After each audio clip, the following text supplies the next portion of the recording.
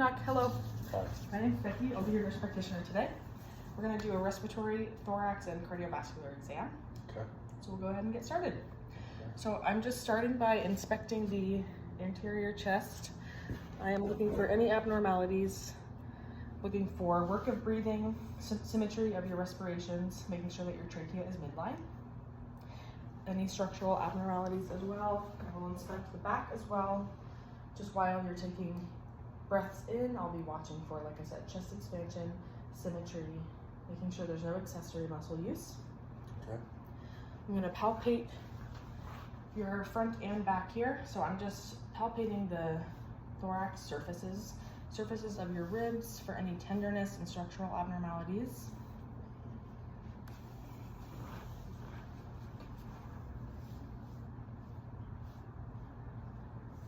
And I'm palpating through all lung fields here.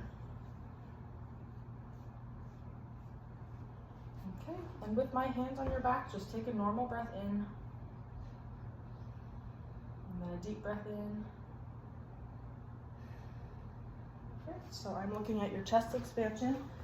I'm again looking for symmetry, making sure that you're able to take a full deep breath in. Awesome. So we'll percuss anteriorly and posteriorly now. I'm just using my middle finger against your skin and tapping with my opposite hand. I'm listening throughout all lung fields, listening for a resonant sound. This is just a check to make sure that I don't hear any consolidation off the bat or any fluid in your lungs.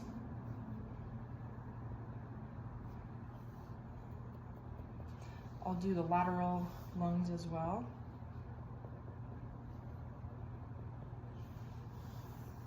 Same over here.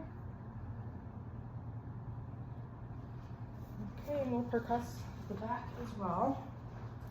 Again, I'll be covering all lung fields, going in a ladder motion down your back.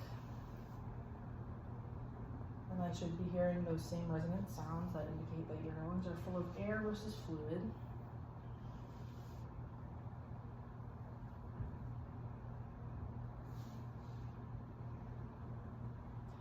I'm going to have you take a deep breath in and hold it and tell me when you're ready. Okay, I'm ready. So I'm percussing down here now, waiting for my sounds to go from resonant to dull, which indicates that I've hit the border of your diaphragm. Now take a breath, just relax, take a breath out and hold it out. Ready? Yes. And I'll do the same thing now. So I'm waiting for those sounds to go from resonant to dull, indicating the way that your diaphragm moves with each breath so I can estimate the border. We will auscultate your lung sounds now anteriorly and posteriorly.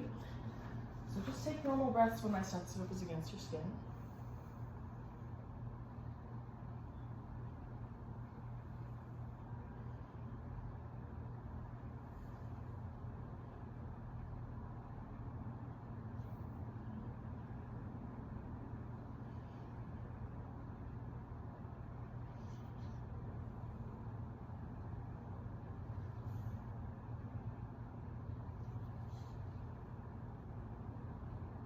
We'll do the lateral lungs as well.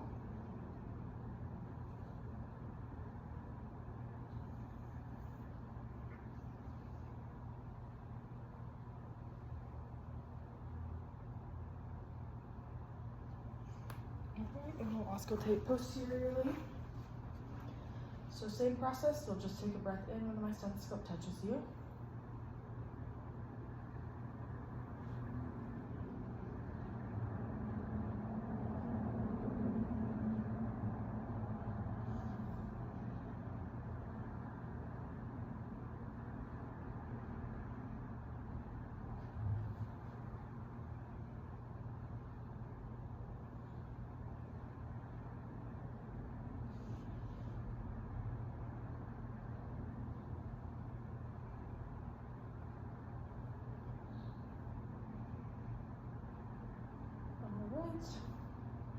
Now when you feel my stethoscope, I want you to say the letter E out loud. Okay.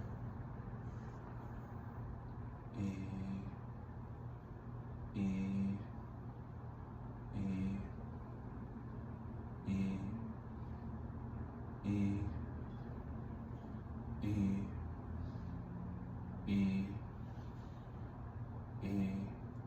Great. And now I'll have you say 99 out loud when my stethoscope touches you. Okay. 99, 99, 99, 99, 99, 99, 99, 99. Perfect. And last one, whisper the phrase 1, 2, 3 when my stethoscope touches you. Okay. 1, 2, 1, 2, 1, 2, 1, 2, 1, 2, 1, 2,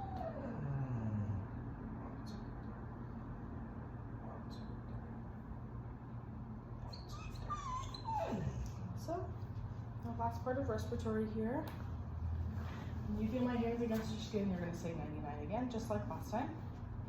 99, 99, 99, 99, We'll do that posteriorly as well. 99, 99, 99, 99. Perfect. So we'll move on to a breast exam now. So I'm going to start by just inspecting the breasts. I'm looking at the physical appearance, contour and symmetry of each breast, looking for any dimpling and retractions in the breasts. I'll look at the nipples as well for any inversion, drainage, ulcerations, and any lesions on the outsides of the breasts, any color changes. I'll have you lift both hands over your head. So we'll be assessing for the same thing here, checking for symmetry, any dimpling or retractions of the breasts. And then I'll have you lean forward, and we'll do the same thing here. So this exam technique is more useful for women than men, but it can help us really identify that dimpling and asymmetry in the breasts. And I'll have you get on the couch here now. You can lay on your back.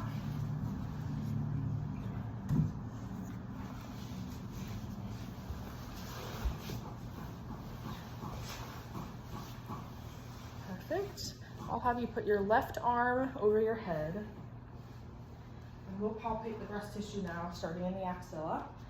So here in your left armpit, I'm just going to be palpating for any masses or deformities, any structural abnormalities, and I'll have you tell me as well if you feel any tenderness. And I'm kind of going in a seesaw or zigzag motion throughout your breast tissue. You can bring your arm back down to your side.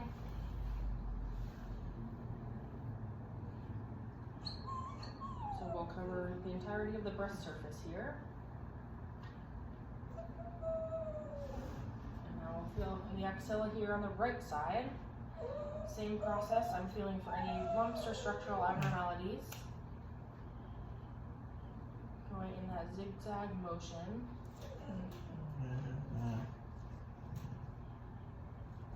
You can bring your arm back down to your side.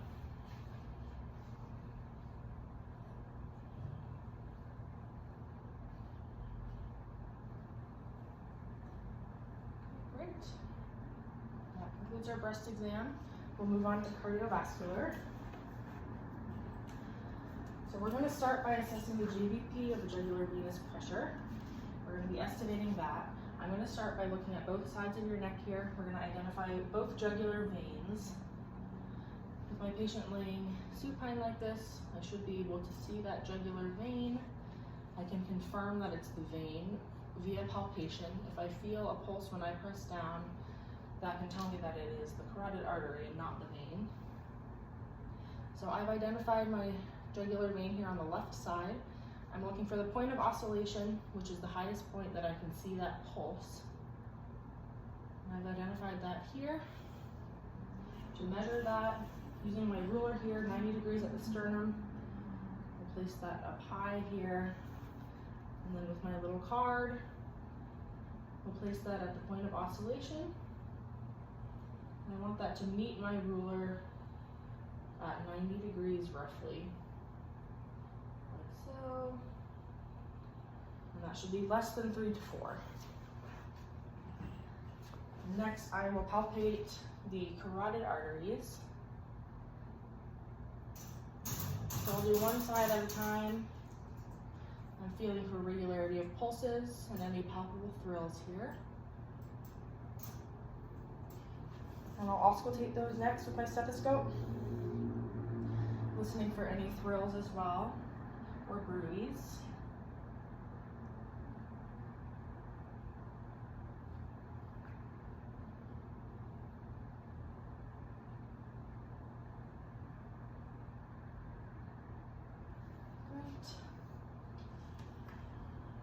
I'm going to identify the brachial arteries next. So I'm moving toward the axilla. I'm feeling kind of between the muscles of the arm. Okay, on the next side. So I'm assessing for strength and regularity of those pulses.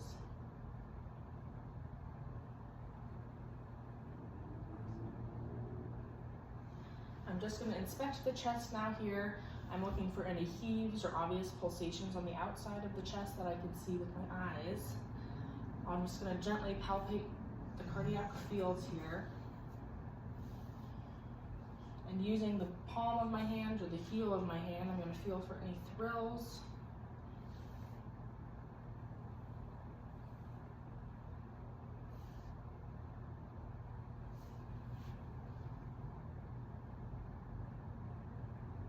And we'll also take the heart sounds now. Starting at the aortic area here, we're going to go find our second intercostal space to the right of the sternum.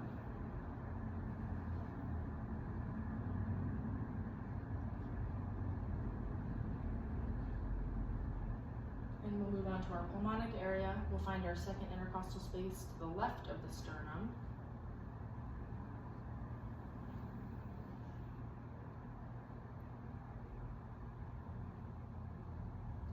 As well as our third intercostal space left of the sternum.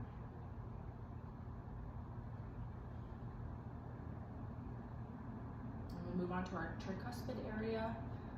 So I'm finding the fourth intercostal space left of the sternum.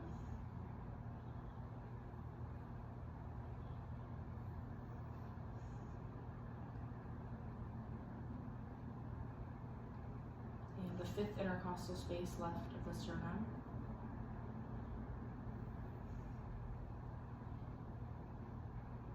And then finally the mitral area, fifth intercostal space mid-clavicularly.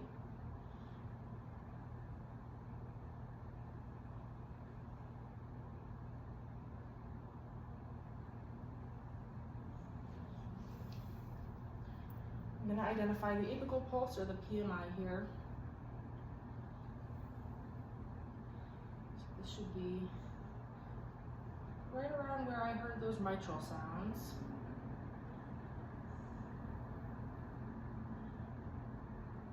There's that pulse there. I'm assessing for regularity and watching for any palpable thrills. I can measure this area with my ruler from where I do feel the pulsation to where I do not to estimate the diameter.